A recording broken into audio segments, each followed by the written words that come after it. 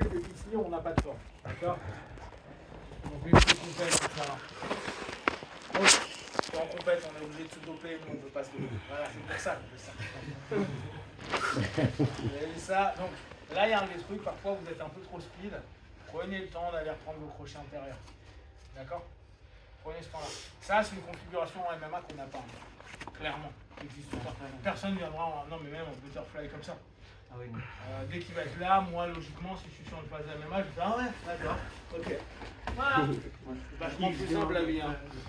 En MMA, il se colle à toi, c'est ça? Ouais, ils vont se coller. En fait, il va plutôt faire deux gueules. Ouais, exactement. Il va faire ça, il va tenter mon nez. Moi, je vais arriver ici et je vais le zapper. D'accord? Et lui, il va tenter à fond, voilà, de me ramener pour pas que je puisse prendre mes appuis, mais il n'est pas en bonne posture. Donc, on revient à ce principe-là. Luta libre et Jiu-Jitsu. Pourquoi on cherche à être au-dessus? Je ne parle pas du mode compétition. Parce qu'en fait, quoi qu'il arrive, on est fort. Même si le gars commence à nous emmerder, on peut mettre des droites, on peut donner des coups de coude, etc. Tu peux te lever, tu peux courir, tu peux faire plein de choses. Donc la logique Gracie old school de dire hey, en dessous c'est très bien, ouais mais non. Et Carlson et Gracie à l'époque n'étaient pas d'accord. C'était la guerre qu'il y avait entre les deux familles. Être ceux qui sont au-dessus, ceux qui sont en dessous. Sur un match limité interstyle, être en dessous c'est bien. Parce qu'on va dire ça ouvre un ensemble de techniques pour faire des clés de bras et tout. Oui, mais ça part du postulat que les mecs ne savent pas boxer au sol. Maintenant, tout le monde sait boxer au sol quand on parle de la MMA. Tu fais pas ça tu prends un ceinturon de jiu-jitsu brésilien face à un mec qui a un peu de bagage en MMA, il y a 80% de chances que le ceinturon de jiu-jitsu, il n'arrive pas du tout à soumettre le mec. Par contre, il va être coupé, éclaté dans tous les sens. Parce que si on est cohérent, si je suis vraiment, je pense, dans un mindset de MMA, je suis là, bah, je fais ça, je reviens, je peux dépasser, voilà, ça y est, je vais passer. Je vais pas m'amuser à faire. Pourquoi? Ça sert à rien, je peux faire ça. Je peux me lever. Donc n'oubliez pas, l'aspect compétition a enlevé énormément de logique de combat. Pourquoi on ne se relève pas en compète? Ouais, d'ailleurs, la nouvelle génération, elle fait comme ça. Hein.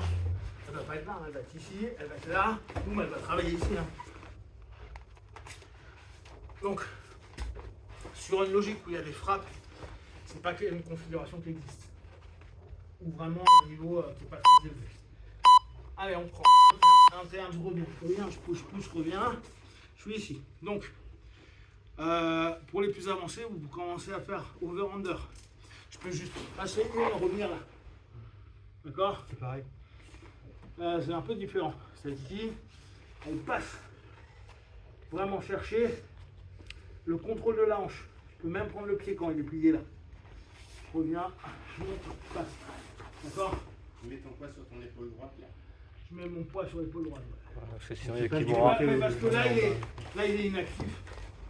Donc, ça me va. Il pourrait très bien commencer à vouloir me repousser. Voilà, et là, je passe dessus.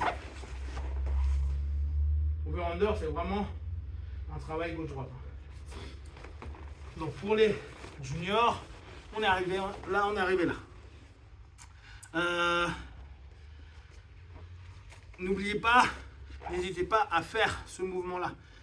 À un moment, Victor, toi, t'étais là, tu as fait ça en poussant à fond et t'es parti. Ce qui est bien, physiquement, si tu y arrives, mais pense toujours des mecs solides, des grandes jambes, etc.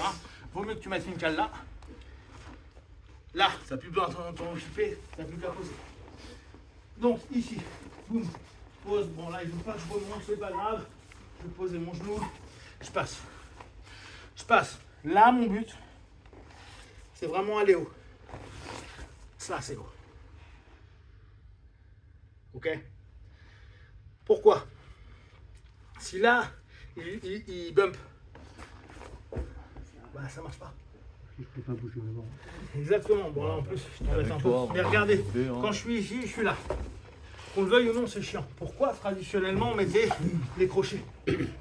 Parce que quand il bumpait, c'est chaud. Et ça l'empêche de prendre des gros appuis au sol. Donc ça, d'un point de vue rue, d'un point de vue MMA, ça avait du sens. Le mec là, vas-y, bouge dans tous les sens. Je vais être vraiment dans cette idée-là. Je reviens, là, j'ai pas de problème. Je reviens, je suis loin. Là, j'ai zéro danger. Hop, je repasse mes crochets. Et là, il est cool parce qu'il bouge pas ses hips. Mais si je fais ça sur le petit bonhomme là-bas, il va exploser toutes les 10 secondes. Donc ça me permettait ça. Le problème, c'est que je peux pas avancer. Alors que si je suis là en train de bosser, je remonte ici. Là, je m'en fous, je peux shooter. Je peux isoler les bras, mes triangles de bras. Je peux remonter, je peux aller isoler complètement, je peux shooter. Je suis bien, je suis en optimum en termes de technique. Faites gaffe aux gens qui montent énormément ici. Parfois, ils peuvent vous emmener là quand vous avez le bras. Donc on pense, pour avoir un contrôle optimum, vu qu'on n'a pas de gui, vous utilisez le sol. Et là, il peut s'amuser autant qu'il veut. On sent ça complètement. Je commence à isoler. Je peux faire un ice mount. Et en ice mount, là, je suis vraiment dangereux. Ok? Pour les grader, vous faites ça en ice mount.